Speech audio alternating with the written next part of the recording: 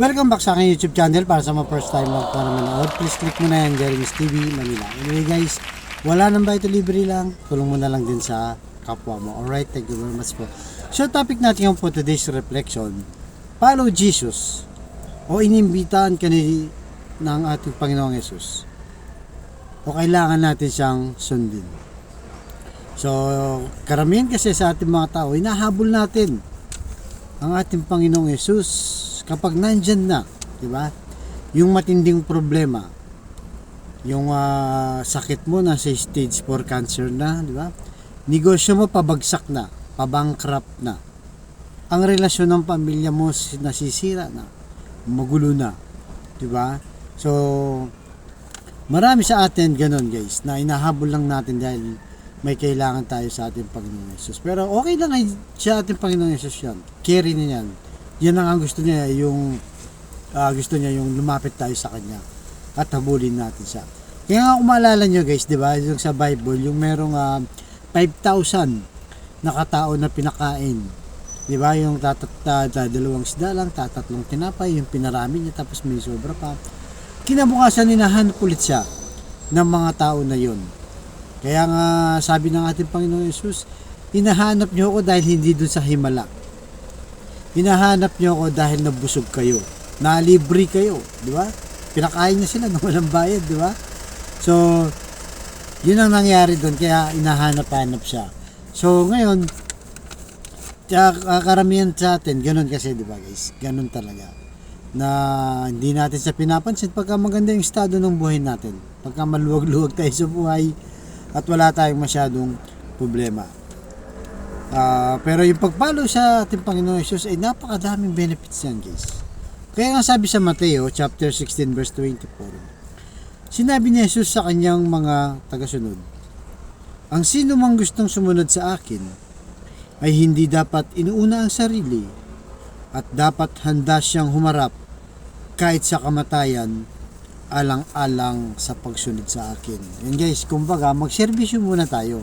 Kung gusto natin sumunod sa ating Panginoong Yesus, ay kalimutan muna natin ang ating sarili. O kumbaga, kung dati selfish ka, di ba? Madamot ka. Marami ka naman pera. Kaya mo naman tumulong pero hindi ka tumutulong. Meron nang hihiram sa iyo, binagyan mo pa ng malaking interest, di ba? Mga ganun guys, di ba? May nangangailangan ng pera, o kamag-anak mo nilalapitan ka, hindi mo naman binibigyan o pinapahiram. So kung ganun, hindi natin masusundan o masusunod ang ating Panginoong Jesus. Kung gusto nating masunod talaga siya, di ba? Ay kailangan unahin muna natin siya. Unahin yung kapwa to follow yung ating sarili. Hindi naman sinabi na kalimutan mo na yung sarili, unahin mo na yung iba, hindi. Ang sinasabi niya, mahalin mo rin ang Diyos at mahalin yung ating kapwa-tao, di ba? So, kasi parang ano yun kailangan may relasyon tayo sa Diyos na kailangan natin yung inuuna siya sa lahat ng bagay. Hindi man natin ito ma-perfecto guys, yun ang lagi ko sinasabi, di ba? Dahil wala namang perfectong tao, lahat tayo makasalanan, ay pagsikapan naman natin na majority sa ating ginagawa sa buhay ay nakapalo sa Kanya. Diba? Sa sinusunod natin. Dahil kahit anong mangyari, kung susunod tayo sa Kanya, maging magaan ng buhay natin. Hindi lang dahil nagkasakit ka, di ba? Pag wala ka ng nararamdaman, o wala ka ng problema sa financial, ayahay ka na. Hindi ka na nagsisimba, hindi ka na rin nagdadasal. So, yan po na panatilihin sa ating puso, di ba? Na lagi nandiyan ng Diyos. Kaya maganda man ang sitwasyon mo ngayon, sagana ka, di ba? Sobra-sobra ang pera mo, sobra-sobra pagkain mo. Huwag mo kalimutan ng Diyos. At lalo na siyempre sa mga pagsubok na kung saan ay mabigat. Minsan yung iba, di ba, hindi kinakaya. Kaya ikaw guys, ikaw na nakakaranas ngayon na matinding pagsubok sa buhay. Gulong-gulo ka. Gusto mo nang gumib up. Diba? Dahil wala ka nang mapuntahan, wala ka nang malapitan, pinangihinahan ka na ng loob. Huwag mong gagawin yan. Huwag mong gagawin. malinaw ang sinabi dito ng ating Panginoong Hesus. Lumapit kayo sa akin. Di ba? So kung gusto niyo lumapit, ang sabi ng ating Panginoong Hesus, ang gustong sumunod sa akin ay hindi dapat inuna ang sarili at dapat handa siyang humarap sa kahit nasa kamatayan. So yun guys, kailangan may sakripisyo, di ba? Kahit pa paano. Hindi naman totally na lahat na lang ng buong buhay mo ay binigay mo na, hindi ganun.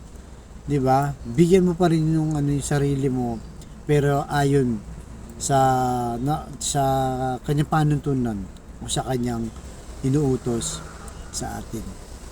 Kaya sa kapatid natin yung nanonood sa akin vlog, ikaw na may matinding karamdaman, may problema sa financial at may problema rin sa relasyon sa pamilya, sabayan mo ko sa napakasimpleng dasal na kung ikay maniwala at magtiwala ay tsak yun kanyang ipagkakaloob.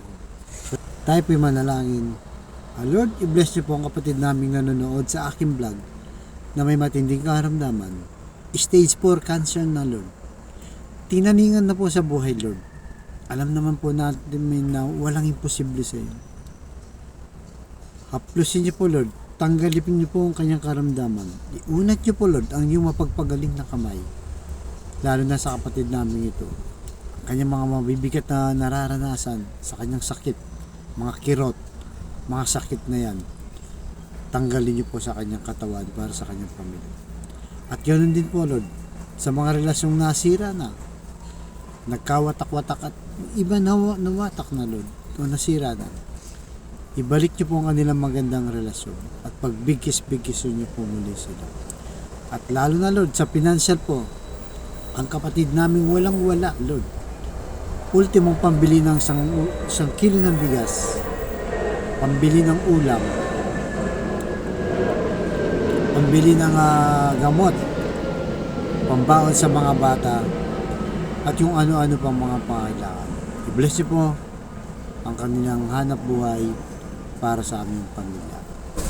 So ang lahat ng ito, Lord, ay hinihiling namin sa matamis na pangalan ng ating Panginoong Hesus. Amen and to God all be the glory. Sa ngalan ng Ama, ng Anak, ng Diyos sa Espiritu Santo. Amen. So Lord, i-bless niyo po kaming lahat, patawarin sa aming mga kasalanan. Salamat po, hanggang sa muli. Abangan niyo susunod yung vlog. Thank you very much.